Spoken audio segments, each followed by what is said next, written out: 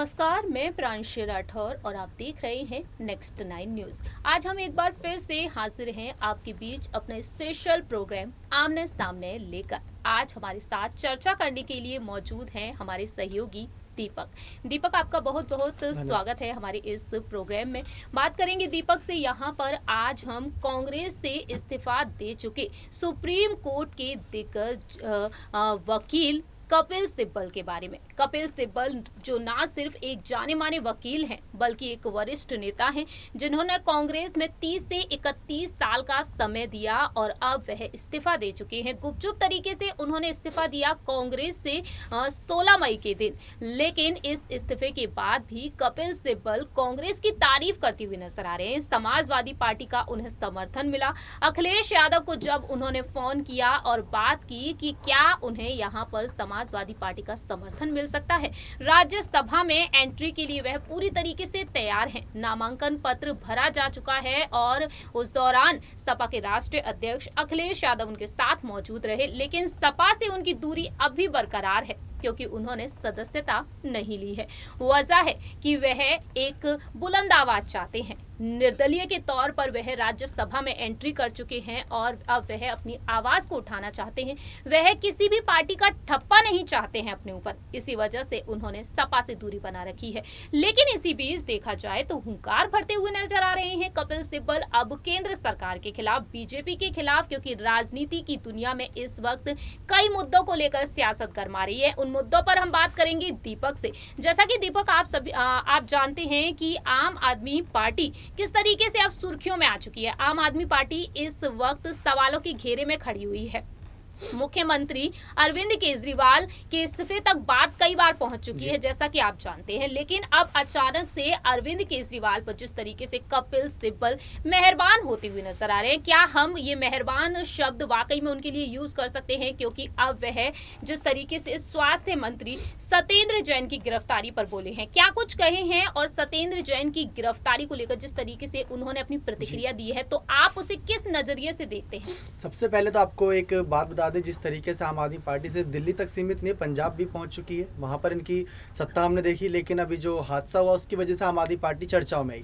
वहां पर भगवंत मान चर्चाओं में आए तो दूसरी तरफ केजरीवाल भी चर्चाओं में आ गए, क्योंकि आम आदमी पार्टी की कार्यशैली पर सवाल खड़े हुए। और इस बीच अगर कपिल सिब्बल इनके साथ इनके कुछ बातें करते नजर आ रहे हैं तो जले पर एक तरीके से नमक छिड़कने का काम नहीं बल्कि मरहम लगाने का काम कर रहे हैं। क्योंकि केजरीवाल के लेकर अभी आज मनोज तिवारी ने जो बात कही, उन्होंने साफ कहा कि अगर थोड़ी सी शर्म बची होगी अब भी तो इस्तीफा दे दो। क्योंकि इससे पहले जहांगीरपुरी में जो बवाल मचा था, बुलडोजर चले थे, उसको लेकर वहां पर जो दंगे भड़के थे, उसको लेकर कहा गया था कि इस्तीफा दे दो। लंबे समय से बीते 4-5 महीने से इनके इस्तीफे की ही मांग थमने का नाम नहीं ले रही। तो इनके ऊपर जो काला साया इनकी कुर्सी पर मंडरा रहा है, उसको लेकर कपिल सिब्बल अगर बातें रख रहे हैं तो जो कांग्रेस के बहुत आला अधिकारी नेता रह चुके हैं और एक जाने माने वकील हैं, यानी कि अपने बयान से किसी को भी आराम से पटखनी दे सकते हैं राजनीतिक दावपेच में। और केजरीवाल का साथ देने का मकसद उनका एक सीधा निशाना यह है कि बीजेपी पार्टी जो इस समय पूरी तरीके से भारत देश में अपने पांव पसार चुकी है, उनको नीचा दिखाना है। अब उसके लिए इनको सभी पार्टियों का समर्थन की आवश्यकता होगी। भले ही निर्दलीय के तौर पर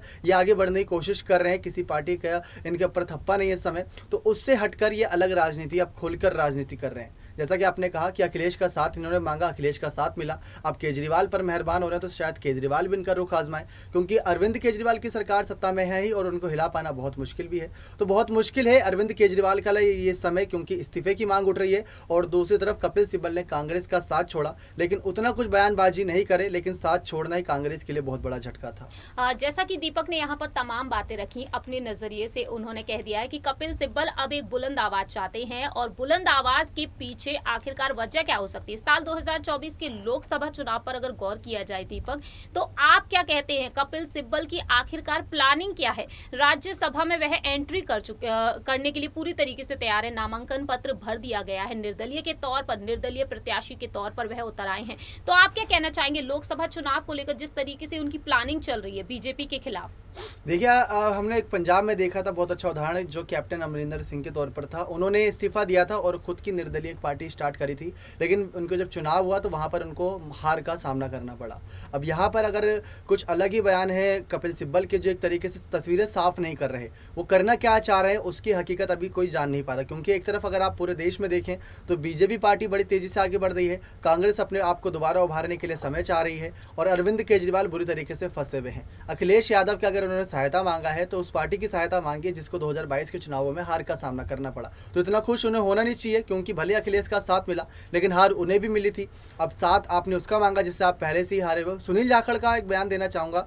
सुनील जाखड़ का अच्छा एग्जाम्पल है, क्योंकि उन्होंने कांग्रेस से अगर साथ छोड़ा तो बीजेपी का हाथ थामा, क्योंकि वहाँ पर उनको अपना फ्यूचर ब्राइट दिखा। सबका यही मानना है कि आज से 10-15 सालों तक बीजेपी को सत्ता से हिला पाना बहुत मुश्किल रहेगा, चाहे वो राज्यों की बात करें या केंद्र की बात करें। तो कपिल सिब्बल अगर निर्दलीय तौर पर आगे जाने की कोशिश कर रहे हैं तो आप उनका देखिए कितना राजनीतिक सफर बचा हुआ है। उनकी एज देखिए, क्योंकि कांग्रेस इस समय पूरी तरीके से एक उम्रदराज नेताओं के साथ आगे बढ़ रही है। अगर वो खुद नहीं हटते तो शायद कांग्रेस उन्हें ही हटा देती। भले ही कोई बड़े पद पर नहीं थे, लेकिन उनका हटना कांग्रेस के लिए थोड़ी बहुत चिंता का विषय है, क्योंकि एक आला कमान जब भी मीटिंग होती थी तो उसमें बहुत सलाह मशवरा करते थे, अपनी राय रखते थे। लेकिन अब किस तरीके से बीजेपी को वो नीचा दिखाना चाहते हैं, बीजेपी का साथ नहीं उन्होंने थामा। यहाँ पर एक अच्छी बात है, बीजेपी के खिलाफ जा रहे हैं और विपक्ष मजबूत कर रहे हैं। तो कपिल सिब्बल का अब जो राजनीतिक सफर है वो किस तौर पर रहेगा, क्योंकि आगे आने वाले समय में कोई पार्टी शायद इनका साथ चाहेगी भी नहीं। देखिए, आपको बताना चाहेंगे यहाँ पर कि जिस तरीके से दीपक आपने अपनी बात रखी यहाँ पर, हमारे सवाल का जवाब दिया जिस तरीके से अपने लिहाज से,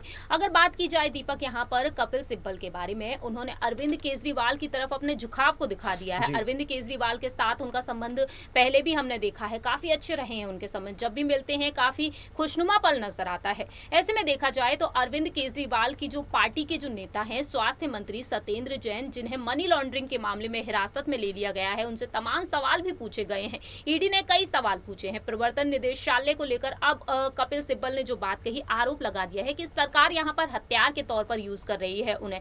ऐसे में देखा जाए तो कपिल सिब्बल को ये बिल्कुल भी नहीं भाया है। तो साफ तौर पर जाहिर होता है कपिल सिब्बल की नाराजगी जो बीजेपी के यानी केंद्र सरकार के खिलाफ देखने को मिली है, उससे जाहिर होता है कि अरविंद केजरीवाल की तरफ उनका झुकाव है। लेकिन दूसरी ही तरफ अगर बात की जाए यहाँ पर अरविंद केजरीवाल के बारे में, तो उन्होंने कह दिया कि सत्येंद्र जैन पर जो केस लगाया गया है, जो आरोप लगाए गए हैं, मैंने वो पूरी तरीके से पढ़ लिया है। हमारी जो सरकार है वह ईमानदार है, भ्रष्टाचार के जो आरोप लगाए गए हैं वह पूरी तरीके से वह नकारते हुए नजर आए हैं। हालांकि अरविंद केजरीवाल की पार्टी के ये चौथे नेता हैं जिन्हें गिरफ्तार किया गया है भ्रष्टाचार के मामले में। 3 और नेता 2 रिश्वत के मामले में गिरफ्तार किए गए और एक और नेता को गिरफ्तार किया गया भ्रष्टाचार के मामले में।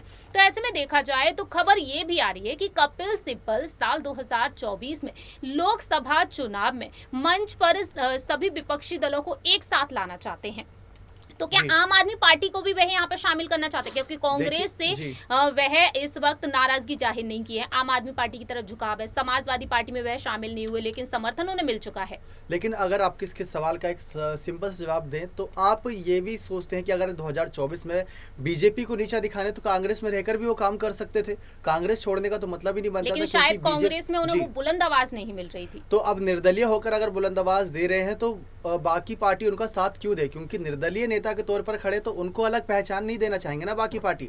आप बात कर रहे हैं आम आदमी पार्टी की, जिस समय कांग्रेस को टक्कर दे रही है। क्योंकि अगर भारत देश में देखा जाए तो 2 ही राज्यों में कांग्रेस की सीटों पर कब्जा है और बाकी 2 में आम आदमी पार्टी है, जहां दिल्ली और पंजाब में भी। तो आम आदमी और कांग्रेस एक ही जगह पर खड़ी है। आम आदमी पार्टी भी वहीं झुकाव दिखाएगी जहां पर उनका फायदा होगा। कपिल सिब्बल की अगर बातें उन्हें सही लगती हैं तो आने वाला वक्त ही बताएगा। बिल्कुल ठीक कहा। आखिरी सवाल है हमारा दीपक आपसे, क्योंकि वह कांग्रेस की अंतरिम अध्यक्ष सोनिया गांधी से मुलाकात किए थे इस्तीफे से पहले। सोनिया गांधी के खिलाफ वह बिल्कुल भी नहीं है, सपा का समर्थन उन्हें मिल चुका है, आम आदमी पार्टी की तरफ झुकाव देखने को मिल।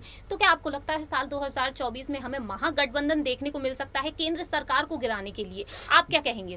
सबसे पहला सवाल तो ये मतलब अपना आप में खड़ा होता है, क्या महागठबंधन के लिए बाकी पार्टियां तैयार होंगी? क्योंकि गठबंधन का मतलब ही आगे एक अलग पार्टी नहीं होगा, अलग अलग जो उनकी पहचान है। आम आदमी पार्टी ने इतने लंबे समय से अपनी पहचान बनाई आम आदमी पार्टी के तौर पर। अगर कांग्रेस का साथ चाहेगी चाहेगी, सपा का साथ चाहेगी, अन्य पार्टियों का साथ चाहेगी, तो वो पहचान उनकी वहीं खत्म होती नजर आएगी। और बीजेपी इसमें बढ़ चढ़कर अपना विपक्ष मजबूत करती नजर आएगी कि कैसे उनके खिलाफ सभी पार्टी खड़ी हो गई हैं, तो वहां से बीजेपी और मजबूत होगी। केजरीवाल के उनके दिमाग में कुछ ना कुछ चलता ही रहता है, तो उसके लिए वो तैयार होंगे।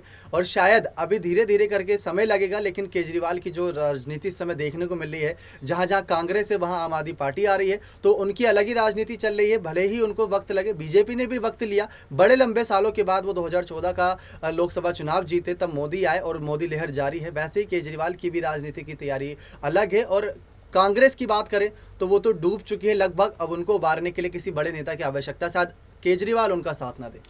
फिलहाल दीपक ने यहाँ पर तमाम सवालों का जवाब दिया। जाते जाते आपको बताना चाहेंगे, सुहेल देव के जो चीफ हैं, प्रमुख हैं, ओपी राजभर ने ये बात कही कि राज्यसभा में जयंत चौधरी की एंट्री कराई जा रही है और वहीं कपिल सिब्बल की, दोनों की भूमिकाएं अलग अलग हैं। और ऐसे में देखा जाए तो कपिल सिब्बल किसी भी पार्टी का थप्पा अपने ऊपर नहीं चाहते हैं, सीधे तौर पर वह अपने दम पर हुंकार भर रहे हैं अब बीजेपी के खिलाफ। आखिरकार उनकी ये हुंकार कितनी सफल होती हुई नजर आएगी, ये वक्त के साथ ही पता चलेगा। कपिल सिब्बल फिलहाल यहाँ पर अकेले खड़े होकर अपने दम पर अब यहाँ पर केंद्र सरकार के खिलाफ अपनी बात रखते हुए देखे जा रहे हैं। आप कितना सहमत हैं कपिल सिब्बल से, आप ये बता सकते हैं कमेंट सेक्शन में।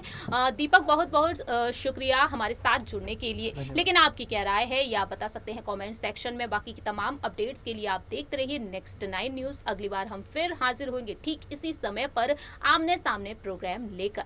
हमारी इस रिपोर्ट में इतना ही, तब तक के लिए नमस्कार।